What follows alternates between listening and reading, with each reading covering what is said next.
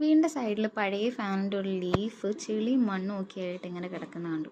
അപ്പോൾ അതിനകത്ത് എന്തെങ്കിലും വർക്ക് ചെയ്യാമെന്ന് വിചാരിച്ച് അതെടുത്ത് അതിൻ്റെ ചെളിയൊക്കെ കളഞ്ഞ് നല്ല വൃത്തിയാക്കി അതെടുത്തു.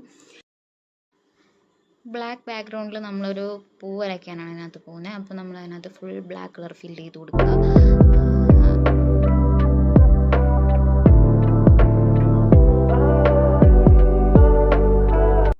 അതൊന്ന് ഉണങ്ങിക്കഴിഞ്ഞിട്ട് നമ്മളതിനകത്ത് പൂവിൻ്റെ ഇതളുകൾ വരച്ചു കൊടുക്കുക. യെല്ലോ കളർ നമ്മളൊരു സൂര്യകാന്തി പൂവിനെയാണ് നമ്മൾ അതിനകത്ത് ഉദ്ദേശിക്കുന്നത്.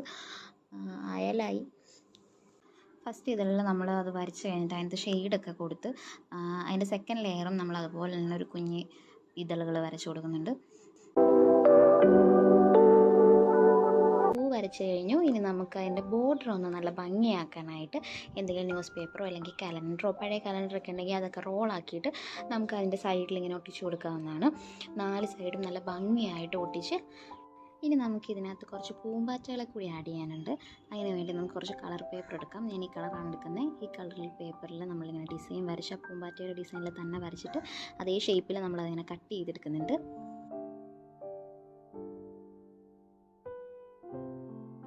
വെട്ടിയെടുത്ത പൂമ്പാറ്റകളിനെ നമ്മൾ അതിനകത്ത് ഒട്ടിച്ച് കൊടുക്കുന്നുണ്ട്.